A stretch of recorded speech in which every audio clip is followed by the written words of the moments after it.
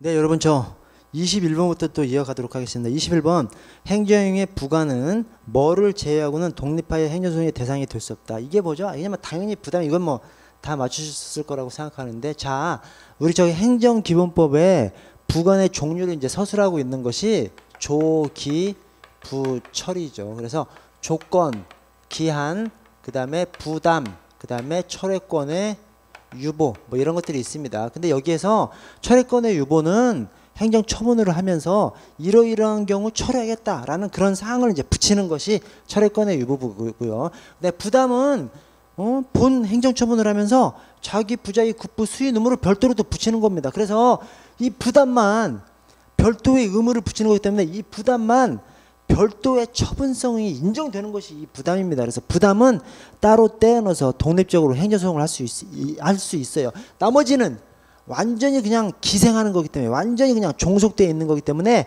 그 자체 처분성이 인정되지 않아서 그 자체만 떼내서 소송을 제기할 수가 없습니다. 자 그리고 이 조건 기한을 구분하셔야 되죠. 이 조건 기한이 뭐야? 그러니까 이 두 개는 쉽게 구분이 되고 조건 기한이 행정행위의 발생이나 효력 소멸을 장래도래 불확실한 사실에 의존하게 하는 것이 하나 있고, 장래도래 확실한 사실에 의존하게 하는 것이 있죠. 그것이 조뿔이 조뿔. 그래서 장래도래 불확실한 사정에 의존하게, 불확실한 사실에 의존하게 하는 것. 그럼 이제 기한은 장래도래 확실한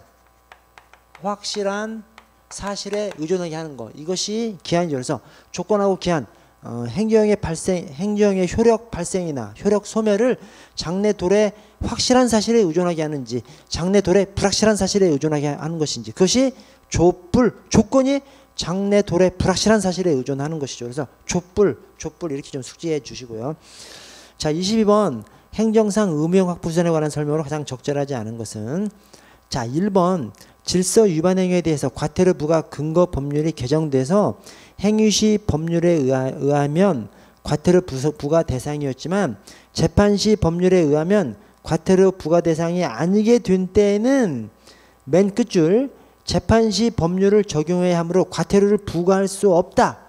맞습니다. 뭐냐면 이 질서 위반 행위 규제법하고 또 행정기본법하고 다 똑같이 어떤 사항이 국민한테 유리하게 바뀌어, 그러면 바뀐 법령을 따르도록 그렇게 되어 있습니다. 그래서 이게 지금 유리하게 바뀌었기 때문에 유리하게 바뀐 재판시 법률을 적용해야 하기 때문에 과태료를 부과할 수 없습니다.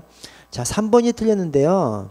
3번이, 자, 피고인이 직결심판에 대해서 제출한 정식재판 청구서에 피고인의 자필로 보이는 이름이 기재되어 있고 그 옆에 서명이 되어 있어 위 서류가 작성자 본인인 피고인의 진정한 의사에 따라 작성되었다는 점을 명백하게 확인할 수 있다 하더라도, 아니, 피고인이 작성했다는 것이 명백하게 인정되는데 그 단순히 그냥 지장만 찍혀있지 않다고 해서 정식재판 청구를 부적법하다고 할 수는 없겠죠. 그래서 결론을 반대로 내서 틀렸습니다. 이것도 제 교재에 없는 내용이에요. 참 죄송하게 생각합니다. 다만 이제 다른 사항들이 다 이제 맞는 표현이기 때문에 좀 맞출 수는 있다고 볼 수도 있지만 하여튼 죄송하게 생각합니다. 3번 제 책에 없는 내용이고요. 자, 23번 경직법에 관한 설명으로 가장 적절한 것은 1번 경직법에 따르면 경찰관은 유실물을 인수할 권리자 확인의 직무를 수행하기 위해서 필요하면 관계인에게 맨 끝에 출석을 요구할 수 있다. 그래서 이게 뭐야? 경찰관의 관계인 출석 요구죠. 그래서 사실의 확인이 있고 저기 사실의 조회, 그 다음에 출석 요구가 있죠. 장사 관출이죠. 그래서 경찰관서장이 사실 조회를 시킬 수 있는 것이고 사실을 조회할 수 있고, 그 다음에 경찰관이 출석 요구를 할 수가 있죠. 제가 그래서 이거 설명드리면서 이제 경찰관이 되면, 제가 처음 경찰관이 됐더니 막 친구들이 막 전화해서 물어봐요. 야, 너 뭐 강동경찰서 뭐 무슨 경사 아냐? 내가 어떻게 알아? 응? 우리 이제 일반인들은 뭐 전국에 근무하는 경찰관들이 다 아는 것으로 착각하고 있는 사람들이 있죠. 그런데 왜 그렇게 물어봐? 이 출석 요구서는 경찰관 이름으로 보내거든요. 어느 뭐 공사기관한테 공공기관이나 또는 개인 기관한테 어떤 사실을 조회할 때는 관서장, 경찰서장 명의 직인을 찍어가지고 그걸로 이제 요청서를 보냅니다. 사실조회 확인 요청서. 그런데 출석 요구는 경찰관 이름으로 하니까 경찰관서에서 뭐 경장 누구누구, 경사 누구누구 해가지고 출석 요구서를 보내니까 그 요구서를 받은 친구들이 거기에 누구누구 경사 있는 것을 친구 경찰관한테 전화해서 이러이 누구누구 경사 아냐 이렇게 물어본다니까요. 그래서 경찰관 맞습니다. 경찰관 출석 요구 맞고요. 자, 이번에 경직법에 따르면 유해성 경찰장비의 종류 및 사용 기준, 안전교육, 안전검사 기준 등은 행정안전부령을 정한다. 아니, 이 경찰 장비, 유해성 경찰장비 관련해 가지고는 우리가 잘 알고 있는 유해성 경찰장비의 사용 기준 등에 관한 규정, 이 유해성 경찰장비 대통령령 있지 않습니까? 그래서 불령일 리가 없죠. 그래서 대통령령이고요. 자, 3번에 경직법 11조의 2 1항에 따른 손실보상을 청구할 수 있는 권리는 아니고 안날로부터 3년, 있을날로부터 5년이지 않습니까? 그래서 안날로부터 3년. 근데 뒤에 손실보상이 확정된 때가 아니라 발생한 때부터, 있은 때로부터, 발생한 때로부터, 있은 때로부터, 발생한 때로부터. 그래서 뒤에가 틀렸고요. 뭔가 좀 이게 좀 잘 안 맞죠. 뭔가 좀 생소한 단어가 들어가 있죠. 그래서 손실보상이 확정된 때로부터가 아니라 발생한 때부터. 자, 4번에 경찰관 직무집행법 제2조 직무의 범위에 테러 경보 발령 이런 것은 없죠. 그래서 대간첩 대테러 작전의 수행이 있죠. 대간첩 경비 요인 경호 대간첩 대테러 작전 수행 경비 요인 경호 대간첩 대테러 작전 수행. 자, 24번에 경직법에 관한 설명으로 가장 적절한 것은 자 1번 이제 쌍용차 판례인데 경찰 병력이 행정 대집행 직후 즉 막 불법 점거하고 있으니까 행정 대집행을 통해서 한번 싹 풀었는데 대집행 이후 그 아래 A차 대책 유가 이 쌍용차 대책 유가 또다시 같은 장소를 점거하고 물건을 다시 비치하는 것을 막기 위해서 당해 사건 장소를 미리 둘러싼 뒤 A차 대책유가 같은 장소에서 기자회견 명목의 집회를 개최하라는 것을 불허하면서 소극적으로 제지했어. 이것은 긴급한 필요가 있는 것이죠. 긴급한 필요가 있을 때 한 것이기 때문에 즉시강제, 적법한 즉시강제입니다. 그래서 범죄 행위 예방을 위한 경찰 행정상 즉시강제로서 적법한 공무집행에 해당합니다. 그래서 범죄 예방과 제지 즉시강제인데 긴급한 사유가 있기 때문에 적법하다. 이런 이제 판례고 대신 긴급한 사정이 없는데 했어. 그러면 위법한 즉시강제고요. 이제 그때는 만약에 둘러쌌어. 그러면 즉시강제가 안 되기 때문에 그때는 불법 체포감금이 될 수가 있는 것이죠. 자, 2번은 2번 맨 끝에 자, 경찰관에게 고의 또는 중대한 과실이 없는 때에는 형을 감경하거나 면제한다. 이게 형의 감면조항 새로 들어온 형의 감면조항이 임의 조항이죠. 그래서 형을 감경하거나 면제할 수 있다는데 감경하거나 면제한다고 해서 이제 틀렸고요. 그래서 우리 소송 지원 규정, 형의 감면 규정 이 경직법에 전부 다 임의적인 규정으로 들어왔습니다. 자, 3번에 이제 판례인데 경찰관은 형사처벌의 대상이 되는 행위가 눈앞에서 막 이루어지려고 하는 것이 주관적으로 인정될 수 있는 상황일 때야 그때만 적법한 것으로 볼 수 있어? 아니죠. 객관적으로 인정될 수 있는 상황, 객관적으로. 그래서 이게 여러분 이거 제 책에 있습니다. 제 책에 있고 근데 이제 좀 지엽적인 사항이라서 기억하시는 분들은 많지 않겠지만 그러나 거기 주관적으로 이게 좀 도드라지는 측면이 있어요. 그래서 어쨌든 객관적으로를 주관적으로 해서 이제 틀린 지문이고요.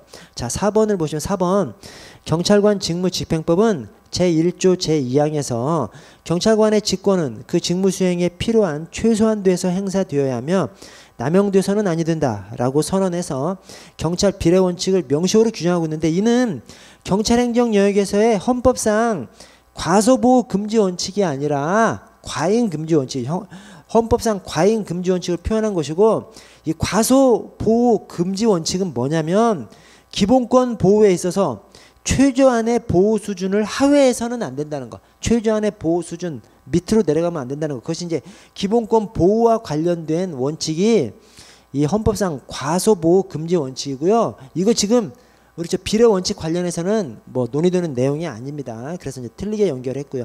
자, 25번 개인정보 보호법에 관한 설명으로 가장 적절하지 않은 것은 자 4번에 익명 처리란 여러분 익명 처리가 있고 가명 처리가 있죠. 근데 개인정보 보호법에서는 익명 처리는 정의 규정이 없고 가명 처리만 정의 규정이 있습니다. 왜냐? 익명 처리는 그냥 이름을 아예 적지 않는 것이 익명이지 않습니까? 이름을 적지 않는 이름을 아예 숨기는 것이 익명이고 이제 가명은 가짜의 이름을 적는 것인데 이 가짜의 이름을 적는 것은 개념 정의가 있어요. 그래서 이게 가명 처리입니다. 가명 처리는 개인정보의 전부를 삭제하거나 일부를 대체하는 등의 방법으로 전부를 삭제하거나 일부를 대체하는 등의 방법. 이게 이제 익명 처리가 아니라 가명 처리입니다. 가명 처리.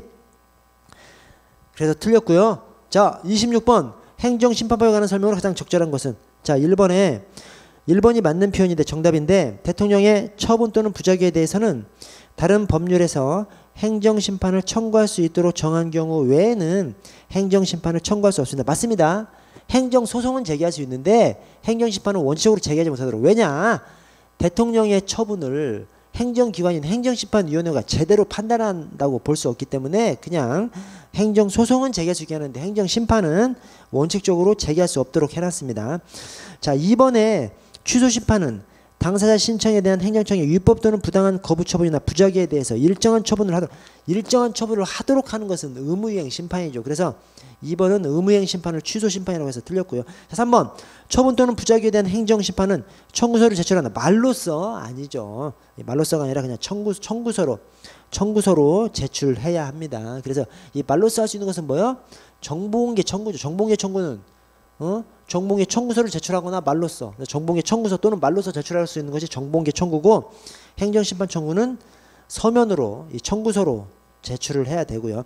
자, 4번에 행정심판위원회는 심판 청구가 이유가 있다고 인정하는 경우에도 이를 인용하는 것이 공공복리에 크게 위배된다고 인정하면 그 심판 청구를 기각하는 재결, 사정 재결이죠. 사정 재결 할 수 있어요? 해야 한답니까? 당연히 할 수 있다. 그래서 사정 재결이건 사정 판결이건 할 수 있다죠. 할 수 있다. 자, 아래 27번도 엄청 헷갈리는 겁니다. 이거 완전 행정법 내용이고 자, 엄청 헷갈리는 건데 다만 이것도 시간이 있었으면 좀 풀 수 있었어요. 뭐냐면 딱 보시면 자, 셋째 줄에 공법상 법률관계에 관한 권리로서 그 지급을 구하는 소송. 이 공법상 법률관계에 관한 소송.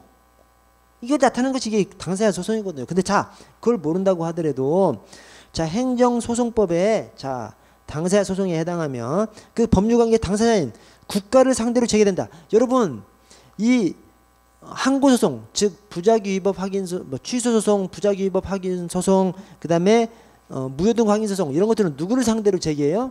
행정청을 상대로 제기하지 않습니까? 그래서 1번 취소소송이나 부작위 위법 소송은 위법 확인 소송 당연히 아니고 기관 소송하고 당사자 소송만 남는데 그냥 문구를 봐도 딱 당사자 소송이 맞죠. 그래서 이 시간만 있었으면 비록 생소한 사항이지만 시간만 있었으면 맞출 수 있었던 것이 27번이고요.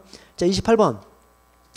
경찰 조직 편성의 원리에 관한 설명으로 가장 적절하지 않은 것은 이것도 좀 쉽게 출제됐어요. 그래서 자, 4번에 통솔 범위의 원리가 1인의 상관 또는 감독자가 직접 통솔할 수 있는 부하 직원의 수를 의미하는데 여기까지는 맞습니다. 근데 문의가 조직 편성의 제1의 원리라고 했어. 문의가 조직의 제1 원리라고 하는 것은 조정의 원리죠. 그래서 틀렸습니다. 자, 29번.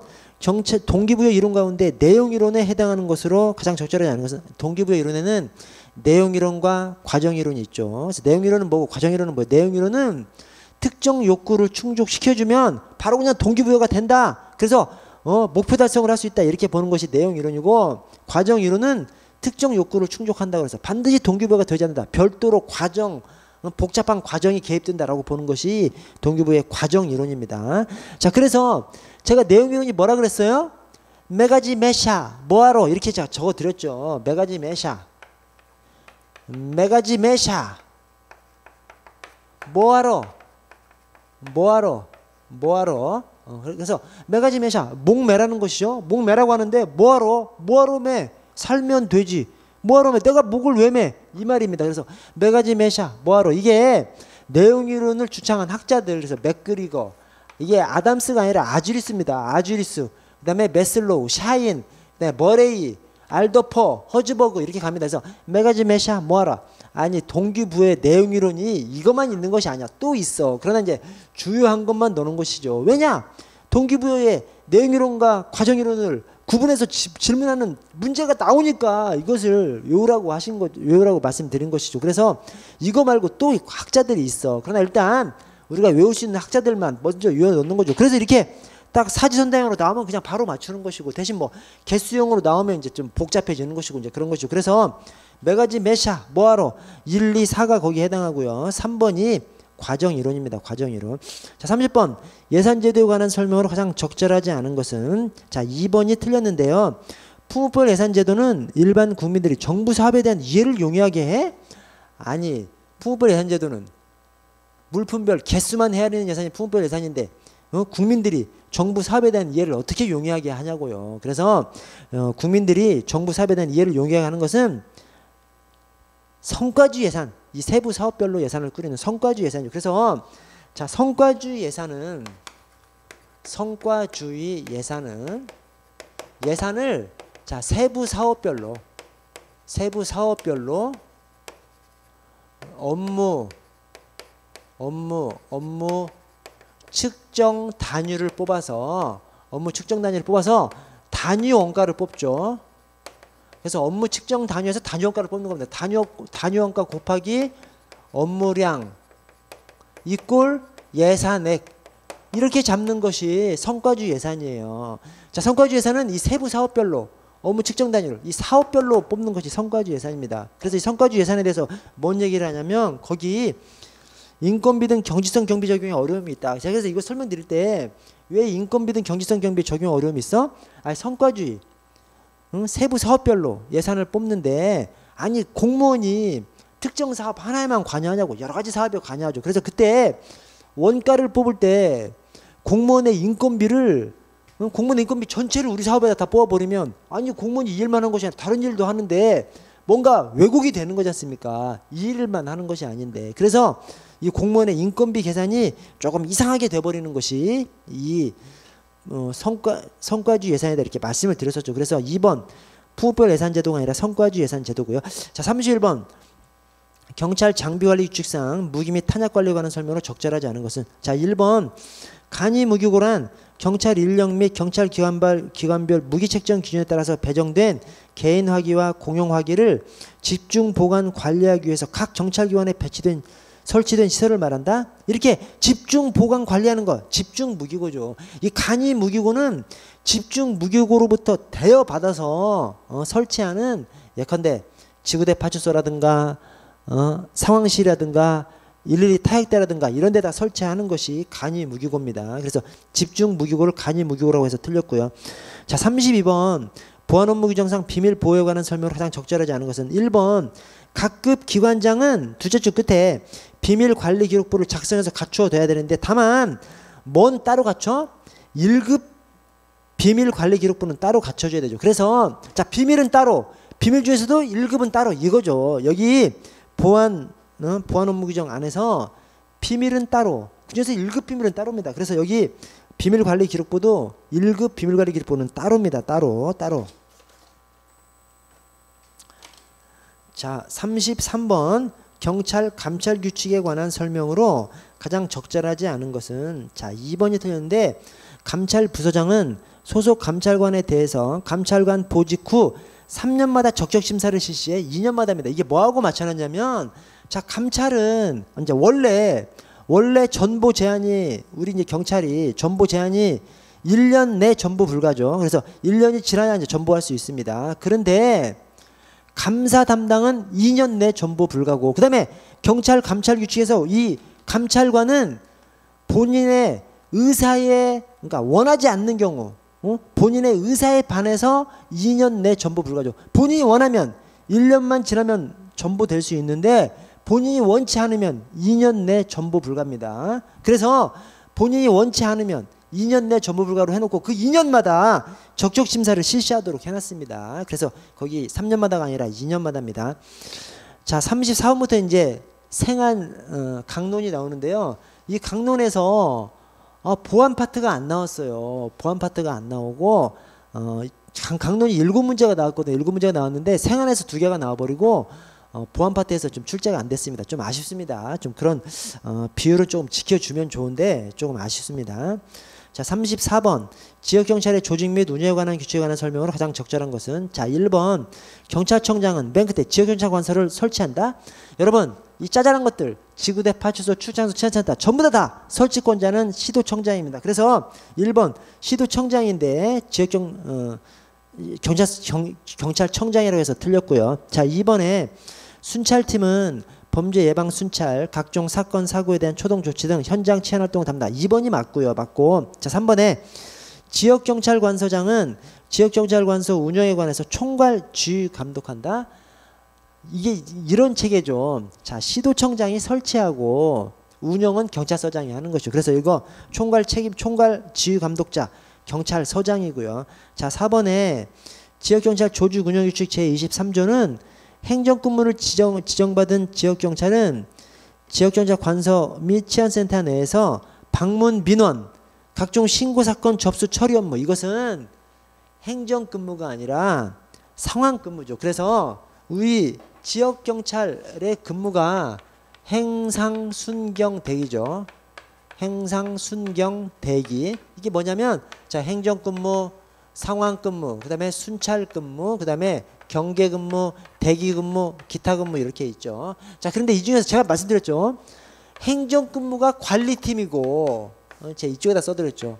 행정근무가 관리팀이고 주간근무만 하는, 행정근무가 주간근무만 하면 관리팀. 그래서 주로 이제 경찰서 상대하라고 해놓은 거.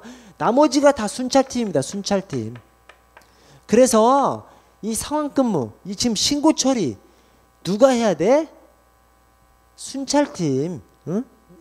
순찰팀에서 해야 됩니다. 그래서 우리 이제 지구대 파출소에서 이렇게 있으면 112로 사건 신고도 들어옵니다만 지구대 파출소 일반 전화가 있거든요. 그래서 우리 관내에 뭐 호프, 소주방, 룸사롱 이런 데서는 관할 지구대 파출소 전화번호를 다 가지고 있어요. 일반 전화 뭐 031 뭐뭐뭐 02 뭐뭐뭐 이걸 가지고 있습니다. 그래서 관내 술집들에서는 지구대 파출소 일반 전화로 신고를 많이 해요. 그걸 누가 해? 신고 처리할 순찰팀의 손에 근무하는 상황팀에서, 순찰팀의 손에 근무하는 상황팀에서. 이 관리팀은 주간 근무만 하는 것이고, 관리팀이 아니라 관리팀은 이제 지구대 파출소 행정근무 하는 것이고, 순찰팀의 상황근무, 순찰팀 중에서 손에 근무를 하는 상황팀에서 합니다. 그래서 거기 행정근무가 아니라 상황근무고요. 35번 아청 성보호에 관한 법률에 관한 설명으로 가장 적절하지 않은 것은, 자, 4번이 틀렸는데요.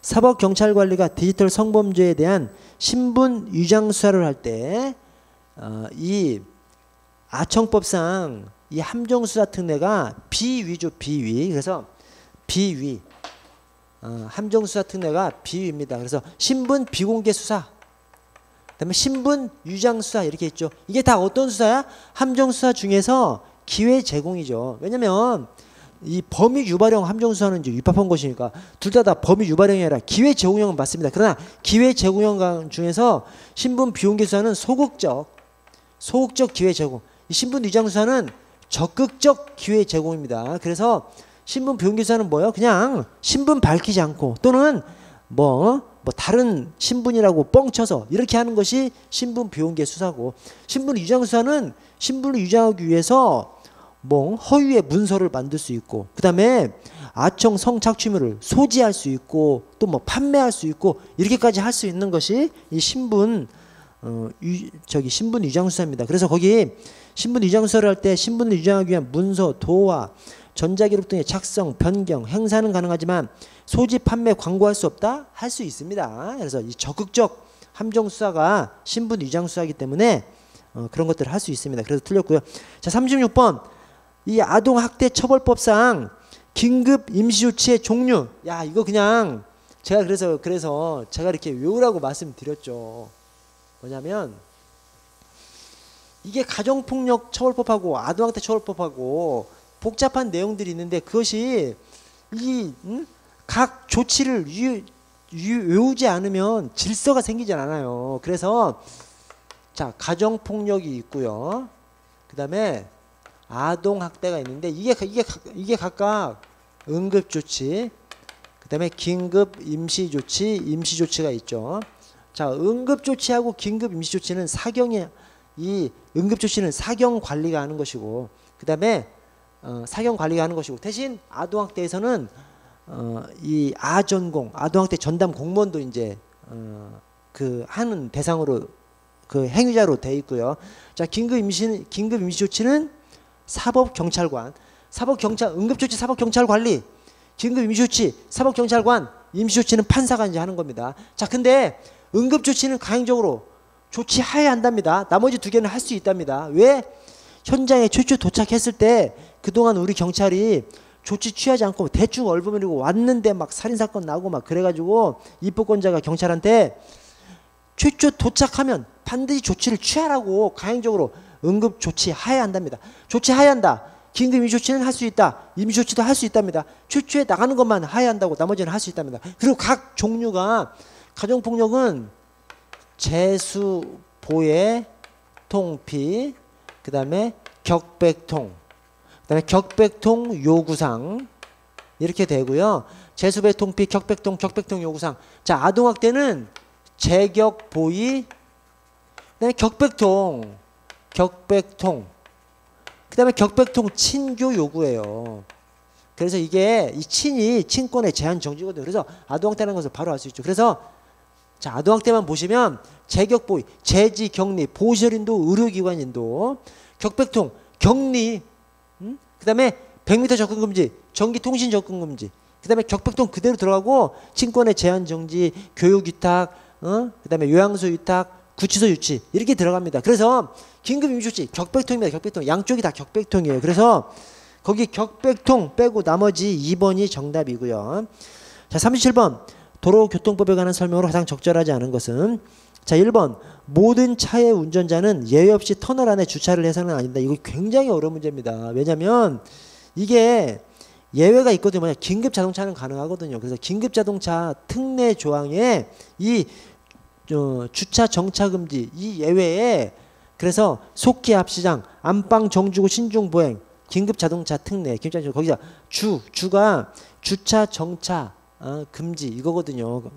그거 예외입니다. 예외. 긴급 자동차한테는 해당하지 않는 거죠. 그래서 상당히 어려운 어려운 문제인데, 다만 모든 차 운전자 예외 없이 이런 표현에서 조금 딱 걸리신 분들이 있을 거예요. 그래서 딱 틱 이렇게. 그래서 우리 경찰학은 워낙 이제 바운더리가 넓기 때문에 하여튼 내가 풀 수 있는, 내가 보는 그 영역에서는 최대한 정확성을 높여가지고 내가 맞춰야 하는 문제는 최대한 맞추고 또 빨리 맞추고 최대한 맞추고 빨리 맞추고, 나머지 모르는 문제는 어떻게든 허점을 찾아서 풀면, 이렇게 약간 좀 이상한 표현 모두 또는 이렇게 예외 없이 좀 틱틱 걸리는 표현, 그걸 그냥 정답으로 쓰면, 그걸 틀린 지문으로 하면 좀 맞을 확률이 높아지죠. 그래서 좀 굉장히 좀 어려운 문제였습니다. 37번. 자, 38번.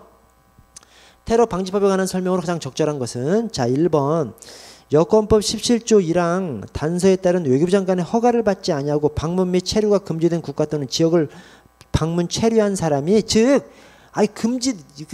여행 금지된 국가 갔다 왔어. 그러면 테러를 당했다고 하더라도 여기 특별 위로금을 지급할 수 있다가 아니라 특별 위로금을 지급할 수 있다. 그 대상에서 예외가 됩니다. 특별 위로금 지급하지 않는 것이죠. 아니, 가지 말라고 그러는데 왜 가냐고. 자, 2번. 자, 테러 방지법에서 말하는 테러 단체란 국제 형사 경찰기관이 아니라 유엔이죠. 유엔이 지정한 테러 단체를 테러 단체라고 합니다. 자, 3번은 맞는 표현인데 셋째 줄에 국가테러대책위원회 소속으로 대테러 인권보호관 한 명을 둡니다. 이걸 왜 뒀어?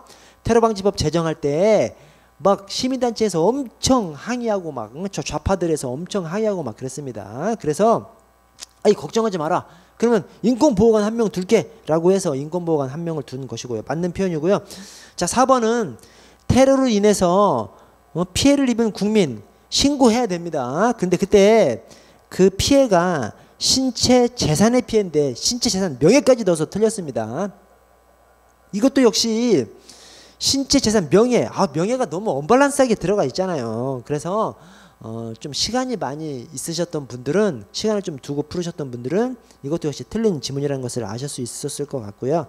자, 39번 질시법에 관한 설명으로 옳은 것을 모두 고른 것은, 먼저 기억, 디귿이 틀렸는데 기억, 질서 유진이란 경찰서장이 임명해요? 아니죠. 주최자가. 그래서 주최자가 집회 또는 시위의 질서를 유지하게 하는 목적으로 임명한 자가 질서 유진이고, 그래서 주최자가. 자, 디귿, 관할 경찰관사장은 5개 집회 시위에 관한 신고서 기재사항에 미비한 점을 발견하면 접수증을 교부한 때로부터, 이 접수증은 신고하면 접수증을 즉시 교부해야 되죠. 신고하면 접수증을 즉시 내주어야 한다, 이렇게 되어 있고요. 그 다음에 접수증을 미비점이 있으면 접수증을 교부한 때부터 12시간 이내 24시간을 기한으로, 12시간 이내 24시간을 기한으로. 자, 금지 통고는 48시간 이내, 제한 통고는 그건 기간 제한이 없죠. 이 제한 통고는 기간 제한이 없고 금지 통고는 48시간 내. 자, 40번 경찰 수사 규칙과 범죄 수사 규칙이 규정하고 있는 외국인에 대한 조사 수사에 관한 내용으로 가장 적절하지 않은 것은, 자, 3번이 틀렸는데 3번이 이제 소파 관련해서 이 3번 지문이 어디에 있는 지문이냐면 공제 문제집에, 공제 실무종합 문제집에 몇 년 전부터 있던 이 지문이고 제 책들에도 다 있습니다. 그래서 제 책들에다 왜 이걸 왜 넣어놨냐면, 여러분 소파 규정 그 자체는 본 협정 플러스 뭐 합의 의사록, 그 다음에 양해각서, 이 세 가지로 구성되어 있습니다. 근데 그 세 가지를 다 합쳐 놓으면 아유, 막 내용이 뭔 내용인지를 몰라요. 막 엄청 막 두리뭉실하게 적어놓은 것들이 겁나 많아요. 그래서 소파 규정에 구체적인 규정이 시험에 나오기가 쉽지 않거든요. 그런데 공제 문제집에 우리 내부 그 내부 매뉴얼 규정, 그 내부 매뉴얼이 검찰하고도 관련된 그 내부 매뉴얼이 공제 문제집에 몇 년 전부터 나왔는데 그것이 기간까지 딱 적혀 있어가지고 똑똑 떨어지는 규정이거든요. 그래서 그것을 공제 문제집에 있어서 제 책에도 넣어놨습니다. 제 책에도 다 있는 지문입니다. 그래서 자, 사법경찰관은 주한 미합중국 군대 구성원, 외국인 군무원 및 그 가족이나 초청 계약자 범죄 관련 사건을 인지하거나 고소 고발 등을 수리한 때는, 즉 소파 사건이 딱 있어. 그러면 미군 당국에 통보하는 것이 아니라 미군 당국에는 출석 요구를 하는 것이고, 그 미군 당국에는 그 정부 대표 출석 요구를 하는 것이고, 검사한테 통보해줘야 됩니다. 왜냐? 이 검사가 재판권을 서로 조정하는 거, 검사하고 미군 당국하고 막 협의해서 재판권을 조정하거든요. 그래서 검사한테 7일 내 통보해야 됩니다. 근데 거기가 미군 당국이 아니라 검사한테 통보해야 되고, 그 다음에 이런 날짜 규정이 또 검사로부터 미군 당국에 재판권 포기 요청 사실을 통보받으면, 그러니까 미군 당국이 검사한테 재판권 포기 요청서를 보내면 검사가 이제 사경한테 알려주겠죠. 사경한테 통보를 해주면 그 사경은 14일 내 사건을 송부해야 됩니다. 그래서 빨리 검사가 이제 사건 재판권 관할 미군 당국하고 조정하도록 14일 내 송부해야 됩니다. 그래서 7일 내 검사한테 통보하고, 그 다음에 미군 당국이 재판권 포기 요청서를 검사한테 제출해. 그러면 이제 검사가 재판권 포기 요청 그 사실을 사경한테 통보해주면 그 사경은 14일 내 사건을 송부해야 됩니다. 그래서 7일 내 통보하고 14일 내 송부하는 거, 7일 내 14일 내, 이거 좀 숙지하시라고 제가 좀 말씀을 좀 드렸었는데, 하여튼 여러분 저 시험 치르시느라고 정말 고생 많으셨고요. 하여튼 시험 결과는 아무도 모릅니다. 그래서 너무 막 미리부터 너무 이제 겁내지 마시고, 또 미리부터 너무 좌절하지 마시고 결과는 한번 지켜보시고요. 만약에 필기만 합격하시면 그 다음부터는 이제 사실은 체력하고 면접이 더 좌우하거든요. 필기 성적보다는 체력하고 면접이 더 크게 좌우하기 때문에 하여튼 필기 컷이라도 붙으시면 체력 면접에서 뒤집을 수 있습니다. 그래서 좌절하지 마시고 하여튼 정말 고생 많으셨고 모두 좋은 결과 얻으시기 바라고, 그 다음에